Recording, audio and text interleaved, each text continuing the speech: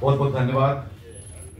मंचासीन आज के इस कार्यक्रम के अध्यक्षता कर रहे आदरणीय दादा उदय प्रताप सिंह जी, हमारे गुरु और आज इस कार्यक्रम में सम्मानित प्रोफेसर सूर्य प्रसाद दीक्षित जी, शिक्षिका रही लंबे समय तक प्रोफेसर उषा सिन्हा जी, श्री ललित मोहन पोखरिया जी, और मेरे सामने बैठे हुए अनेक प्रभावशाली साहित्य सेवी जिनका नाम लेना शुरू करूं तो शायद लंबा समय होगा, लेकिन कुछ का नाम लेने का लोभ संवरण नहीं कर पा रहा हूं। आदरणीय रविंद्रनाथ तिवारी जी, डॉक्टर अनिल कुमार पाठक जी, विद्या बिंदु सिंह जी, सूर्य कुमार पांडे जी, और पीछे चुपचाप बैठे हुए श्री राम बहादुर मिश्र जी। मित्रों, मेरे लिए ये बहुत ही आत्मीय क्षण है और उसकी वजह मैं आपको बताता हूं। यद्यपि मेरे पिता तुल्य, मेरे पुरखे सरीखे स्वर्गीय लक्ष्मी शंकर मिश्र निशंक जी से मेरा सीधा वार्तालाप बहुत कम रहा है, शायद 1, 2, 3 बार का रहा हो, और वो भी रहा है 1983 से 1988 के बीच, जब मैं 12वीं के बाद 12वीं करके फिर मैं 1988 में आकाशवाणी ज्वाइन करने तक का जो समय था, यानी कि 11वीं 12वीं ग्रेजुएशन मास्टर्स और उसके बाद अपना जो नौकरी मुझे मिली आकाशवाणी की, उस बीच हम सब रहते थे junior basic training college compound में। मेरे पिता 1927 में उनकी पैदाइश थी और 1918 की पैदाइश है निशंक जी की, और मेरे घर के सामने रहा करते थे श्री लालता प्रसाद मिश्र पीयूष जी, जिन्हें हम सब प्यार से चाचा जी कहते थे। उनकी सुपुत्री मीनाक्षी जी का काव्य पाठ आपने सुना, उनके यहां बहुत आना जाना था निशंक जी का। लंबा समय गुजर गया, हम 2025 में आ गए। लंबी यात्रा, मेरी भी सेवा के 37-38 बरस हो गए। बहुत से कवियों को सुना है, बहुत से कवियों का सानिध्य मिला है। यद्यपि निशंक जी का सानिध्य सीधा नहीं मिला, लेकिन मित्रों मैं एक बात आपसे शेयर करूंगा। अक्सर मैं इस बात को सोचता हूं, आप भी सोचें, सोचने का आयाम देता हूं आपको। इस दुनिया की जनसंख्या 8 अरब है। इस पूरी पृथ्वी पर जितने भी देश हैं उसमें लगभग 8 अरब लोग रहते हैं। लेकिन आप सोचें कि आप अपने जीवन में कितने लोगों से मिलते हैं। मैं कितने लोगों से मिला, अनिल पाठक जी अपने जीवन में कितने लोगों से मिले, आदरणीय सूर्य प्रसाद दीक्षित जी, उदय प्रताप दादा कितने लोगों से मिले, कितने लोग आपके घर परिवार के नाते रिश्तेदार, भाई बहन, थोड़ा आगे बढ़िए, समाज, आपके सहपाठी, आपके सहकर्मी कितने होंगे? 2000, 3000, 4000।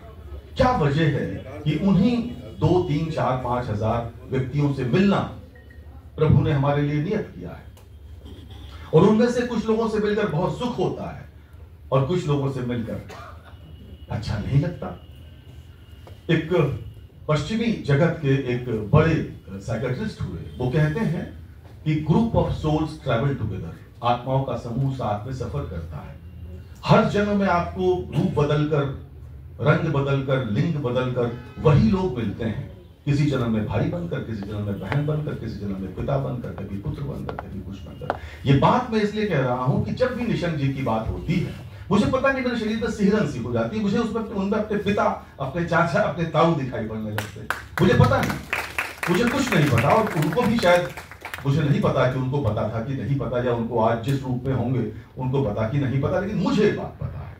जब अनिल भैया हमारे पास आए, तीनों मुझसे बड़े हैं, मैं आलोक जी की उम्र नहीं जानता, बट अनिल जी मुझसे बड़े हैं, और निश्चित रूप से मुकुल जी भी मुझसे आयु में बड़े हैं, और सब भाई जैसे हैं, बड़े भाई जैसे हैं। बहुत आनंद है, बहुत सम्मान है, मैं बहुत अभिभूत हूं यहाँ पर। ये तो आत्मीयता की बात रही। अब मैं अगर एकेडमिक बात करूं तो मैंने थोड़ी तैयारी किया आज यहाँ आने के पहले। सामान्य रूप से तैयारी कम करता हूं, आपके सामने स्वीकार कर रहा हूं, लेकिन आज मुझे जिस मंच पर आना था वहां तैयारी करना अति आवश्यक था। तो विद्यार्थी जीवन से जिन्होंने काव्य रचना शुरू की, जो मधुर कंठ के स्वामी रहे, जिन्हें अग्रजों का आशीर्वाद मिला, समवयस्कों से प्रीति और मैत्री मिली, अनुजों से आदर प्राप्त हुआ, 1918 में जन्म लेकर वर्ष 2011 तक 93 वर्ष की आयु में जिनका जो ब्रह्मलीन हुए, जिन्होंने 8 दशकों तक साहित्य साधना की, ऐसे प्रखर मनीषी और हिंदी सेवी मित्रों बिरले ही होते हैं। उनकी पुस्तकें मुझे अभी हाल में अनिल भैया ने दी थी। मैं देख रहा था कि गौतम बुद्ध पर जो उन्होंने एक बालोपयोगी खंड काव्य लिखा है शांति दूत नाम से। उस रचना में लिखते हैं कि आंखों से बहने लगे अश्रु, गौतम बुद्ध के बारे में जब उन्होंने देखा जरावस्था क्या है, मृत्यु क्या है, तो आंखों से बहने लगे अश्रु, हिल गए अधर कंपित वाणी, भर गया गला अंतर पिघला, हो गया हृदय पानी पानी। वहीं उन्नाव के राजा 1857 की क्रांति के पुरोधा राणा बेनी माधव को समर्पित उनका जो वीर काव्य है क्रांति दूत, उसमें निशंक जी लिखते हैं, रुंड थे विकल कहीं मुंड थे तड़प रहे, रुंड थे विकल कहीं मुंड थे तड़प रहे, गोरे गोरे तन सभी हुए लाल लाल से, भागता था कोई झाड़ियों में छिपा कोई, भाल ठोकता था कोई सबके बुरे हाल थे, युद्ध यज्ञ कुंड ज्वाल बीच शत्रुओं की हवि, डाल डाल कालिका को करते निहाल थे, दे दे मुंडमाल मुंडमाली को रिझाते वीर, राणा के सिपाही विकराल महाकाल। क्या लिखते थे मुझे नहीं पता, अद्भुत। लेकिन जो भी लिखते थे वो मन में कहीं, मन के अंतर मन में कहीं बस जाता था। वास्तव में निशंक जी की लेखनी जो है वो लाल सेना और मुसोलिनी का पतन से लेकर शंख की सांस और तूणीर तक अनेक विषयों पर चली है। वे हमारी स्मृतियों में सदैव जीवित रहेंगे और हम सब उनका, वो हमारा स्वर्ग से बैठकर हम सबका व्रत प्रशस्त करते रहेंगे।